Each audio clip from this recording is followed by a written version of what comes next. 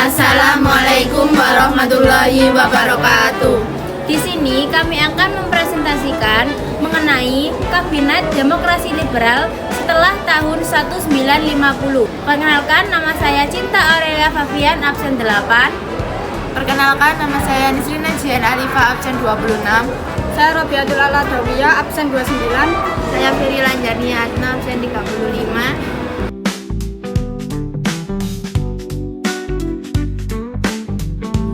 Pertama, Ali Wongso Ali I dari koalisi PNI dengan Nahdlatul Ulama Masyumi menjadi oposisi yang memimpin pada 31 Juli 1953 sampai 22 Agustus 1955.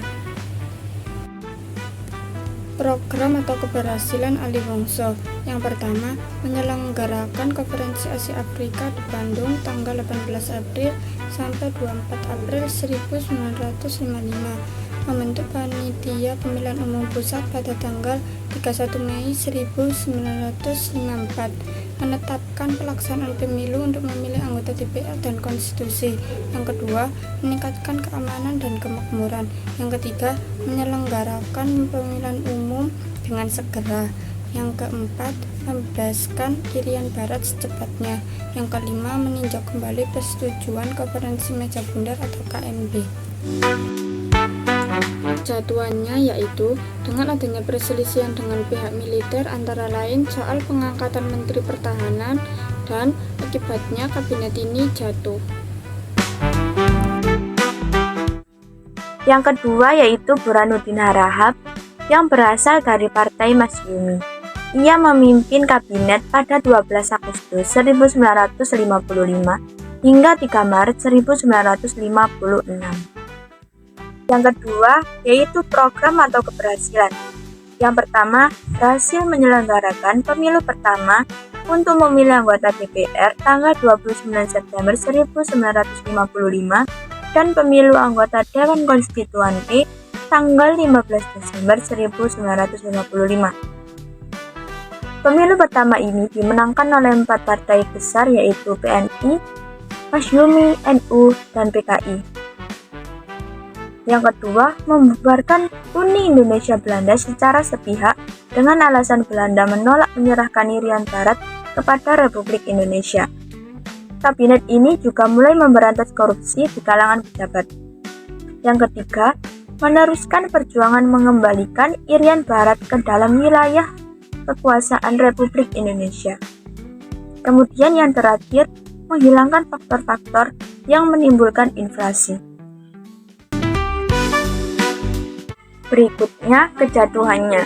Dengan terbentuknya DPR baru, kabinet dituntut mundur karena tugasnya dianggap sudah selesai. Selanjutnya adalah Ali Sasro Amijojo II, memimpin pada 20 Maret 1956 sampai dengan 14 Maret 1957.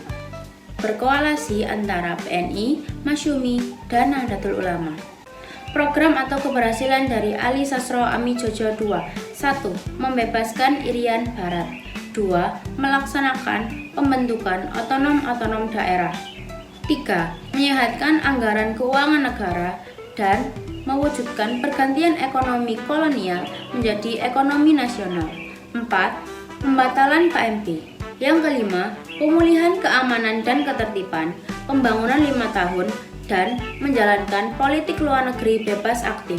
Yang terakhir adalah menjalankan keputusan KAA. Kejatuhan kabinet ini adalah akibat dari kesulitan ekonomi dan gangguan keamanan, sehingga kabinet Ali II dipaksa mundur. Selanjutnya, Tejuanda pada 9 April 1957 hingga 10 Juli 1959. Tejuanda berasal dari Partai PNI. Selanjutnya, program atau keberhasilan. Kabinet ini juga disebut dengan Zakon Kabinet yang menetapkan program kerja Pancakarya. Kelima program kerja tersebut adalah A. Membentuk Dewan Nasionalis, B. Menormalisasi keadaan Republik, C. Melancarkan pembatalan KMP, D. Memperjuangkan Irian Barat, dan E. Menggiatkan pembangunan. adanya deklarasi de Juanda tahun 1957 mengenai luas teritorial laut Republik Indonesia sepanjang 12 mil. Selanjutnya yaitu kejatuhannya. Adanya peristiwa usaha pembunuhan Presiden Soekarno di Cikini pada tanggal 20 November 1957. Operasi 17 Agustus untuk menumpas pemberontakan PRRI di Sumatera dan operasi penumpasan pemberontakan pemerintah di Sulawesi.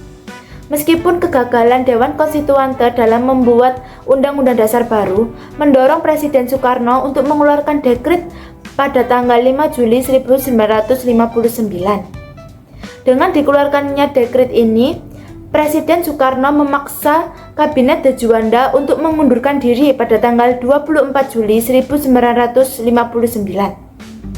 Sekian dari kami, mohon maaf jika ada salah kata. Wassalamualaikum warahmatullahi wabarakatuh.